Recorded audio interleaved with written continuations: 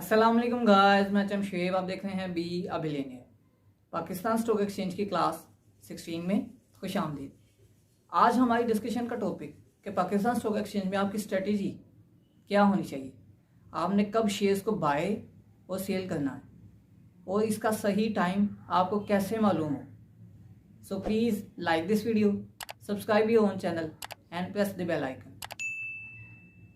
आपने account open करवाया, broker selection के बाद, अकाउंट ओपनिंग के बाद जो आपके पास इन्वेस्टमेंट है, आपने अकाउंट ओपनिंग के से एक वीक के अंदर कोई शेयर्स बाय नहीं करने। आपने सिर्फ स्टडी करना मार्केट को, ब्रोकर सिलेक्शन की वीडियो और अकाउंट ओपनिंग की वीडियो और ये पाकिस्तान स्टॉक एक्सचेंज से अर्न कैसे करना है, इसकी वीडियो ऑलरेडी अपलोडेड है। मैं आई बटन पर तीनों के लिंक दे दूंगा, आप उसको भी देखें। अब आपने अकाउंट ओपन के बाद जो इन्वेस्टमेंट करनी है उसमें आपने एक वीक का गैप रखना है।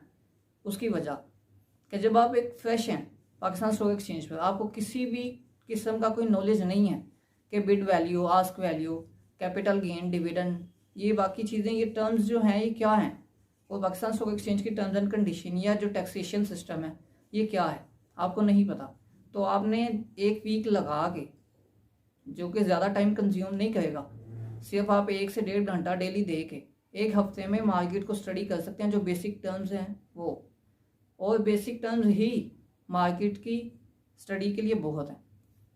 बाकी जो एनालिटिक्स हैं कि आपने एनालाइज करना है किसी कंपनी को, वो एक प्रॉपर थोड़ा सा टाइम कंज्यूमिंग प्रोसेस है।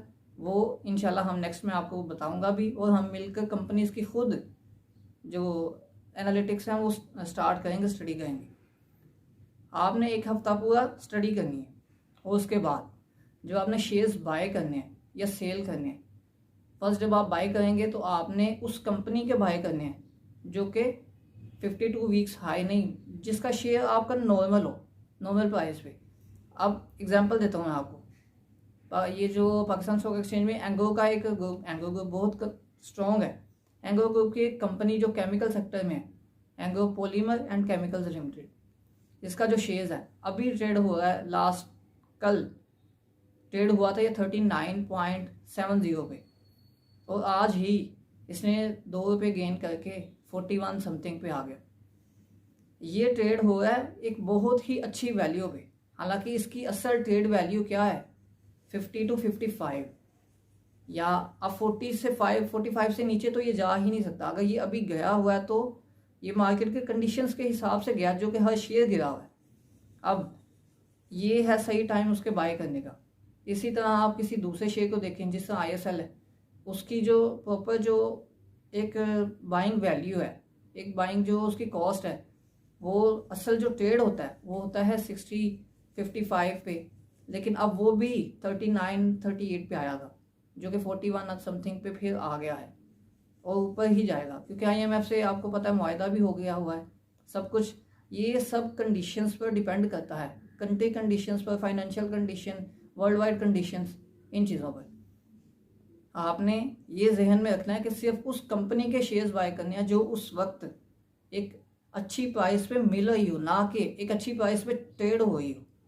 आपने ये नहीं देखना, बिल्कुल भी नहीं, कि अच्छी प्राइस पे ट्रेड हो रही है एक शेयर जो कि ट्रेड ही होता है 40, 45, 50 के दरमियान, और वो अगर 70 पे गया हुआ है तो आप उसको बाय कर लें, सिर्फ ये देखे कि ये तो शेयर ऊपर जा रहा है। मार्केट का असूल, मार्केट में यही स्ट्रेटजी है कि जो शेयर ऊपर जाता है वो नीचे भी आता है। नो डाउट के जिस तरह यूनिलीवर चंद सालों में, मतलब 1/2 आप समझ लें, तकरीबन 12 साल या 13 साल लगे, 13 साल पहले जो इसकी शेयर प्राइस थी वो थी 100 to 150, लेकिन अब जो इसकी प्राइस है वो 25 to 26,000 पर ट्रेड हुई।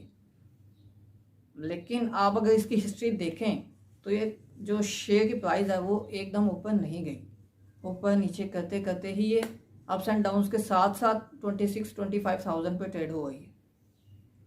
और नो डाउट कि अच्छी कंपनी है, इसी तरह ही बहुत अच्छी कंपनीज मौजूद हैं। लेक्सन ग्रुप इतना अच्छा ग्रुप है, एंग्रो ग्रुप, बाकी जो भी ग्रुप्स हैं, जो कंपनीज हैं, आप उनमें इन्वेस्ट कीजिए। इन्वेस्टमेंट एक हफ्ते के अंदर नहीं करनी, एक हफ्ता आपने स्टडी करना, उसके बाद जो इन्वेस्टमेंट करनी है वो एक आपने सही टाइम पे शेयर्स को बाय करना है। अब आपने सही टाइम पे शेयर्स को बाय कर लिया, जब वो ऊपर जाएगा तो ये लालच बिल्कुल भी नहीं करनी कि वो अब ऊपर और मज़ीद जाएगा। जितना आपको हो सकता है आप शेयर्स को जिस तरह नीचे से आप बाय करेंगे ना, थोड़ा थोड़ा, आपने एकदम एक ही दिन में बाय नहीं करने। अब एंग्रो पॉलीमर के जो शेयर्स हैं वो 100 आपने लेने हैं तो 100 आपने एकदम नहीं लेने, 50 आज 50 कल। हो सकता है कि अप्स एंड डाउन वो मार्केट में चलते हैं, आपको कल ज़्यादा अच्छी प्राइस में मिल जाए। इस तरह आपने अपनी एवरेज को मेंटेन रखना है। और जब सेल करना है तब भी आप इसी तरह कर सकते हैं कि 5 रुपये प्राइस ऊपर गई है तो आप 50 सेल कर दें कि आपको लग रहा है कि कल भी ऊपर जाएगा। तो इस तरह से आप अपनी एवरेज को, अपने प्रॉफिट को एक अच्छा, एक हैंडसम बना सकते हैं। अब ये पाकिस्तान स्टॉक एक्सचेंज की स्ट्रेटजी में एक बहुत ही अहम पॉइंट, जो कि अगर आप ट्रेडिंग करें या इन्वेस्टमेंट, दोनों में से कौन सी प्रॉफिटेबल होगी ज़्यादा। अब कुछ ऐसी कंपनीज हैं जिनके शेयर्स डेली उनकी प्राइस जो है ऊपर नीचे जाती है, 2 दिन बाद 100 रुपये ऊपर चलेगी, उसी ही नेक्स्ट डे पर वो 100 नीचे आ गई। तो इन शेयर्स पर आप ट्रेडिंग कर सकते हैं और वो आपके लिए फेवरेबल भी होगी और प्रॉफिटेबल भी, जो कि आपकी इन्वेस्टमेंट सिक्योर रखेगी। नो डाउट कि इसमें नुकसान का भी खर्चा है, लेकिन ये मार्केट है, आपने पूरी स्टडी के साथ वो शेयर्स को देखते हुए ट्रेडिंग करनी है। और दूसरी साइड पे जो इन्वेस्टमेंट है, आप लॉन्ग टर्म इन्वेस्टमेंट, कुछ शेयर्स ऐसे हैं कि आप लॉन्ग टर्म इन्वेस्टमेंट करें। अब मैं ज़्यादा से एवरेज पे नहीं आपको बताता, सिर्फ 10 शेयर अगर आप किसी कंपनी के बाय करें। अब कंपनीज़ में आपको इंशाल्लाह नेक्स्ट वीडियोस में बताऊंगा कि कौन कौन सी किस तरह बोनस शेयर्स बाकी देती हैं और किस तरह आपका जो लॉन्ग टर्म इन्वेस्टमेंट है वो ज़्यादा फेवरेबल है ट्रेडिंग से।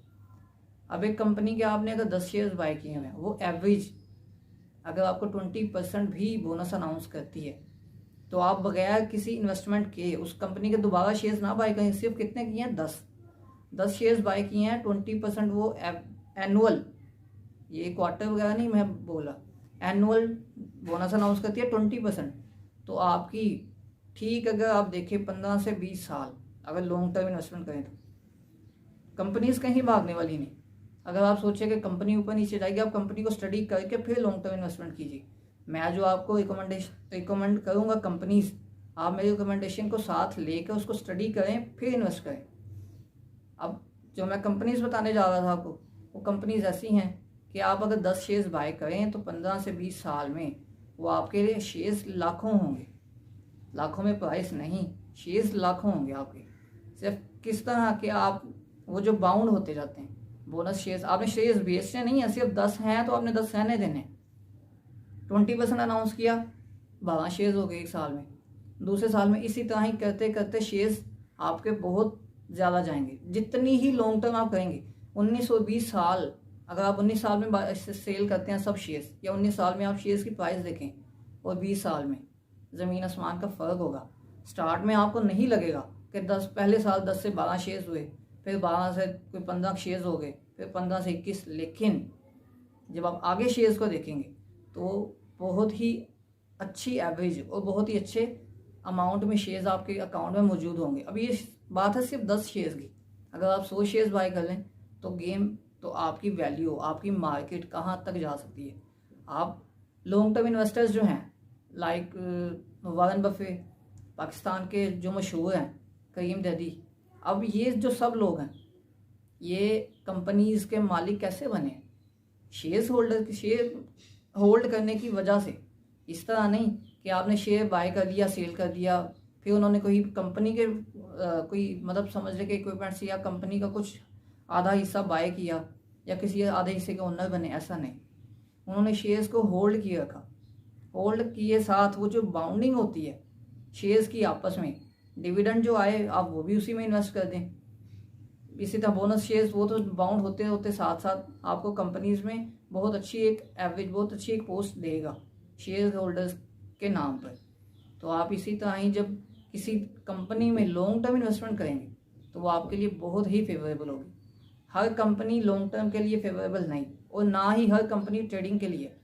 अब ये आपकी स्टडी है कि आपने स्टडी करना है कि कौन सी कंपनी ट्रेडिंग के लिए हैं और कौन सी इन्वेस्टमेंट के लिए। मैं दोनों ही प्रेफर करूँगा कि आप ट्रेडिंग भी करें, लॉन्ग टर्म इन्वेस्टमेंट भी। बाकी सब आप पे है और आपकी स्टडी पर है, और जितनी मुझसे हो सकेगा मैं आपको नॉलेज प्रोवाइड करता रहूँगा। आज के लिए इतना ही। मुझे इजाज़त दीजिए। अपना ख्याल रखिएगा। अल्लाह हाफिज़।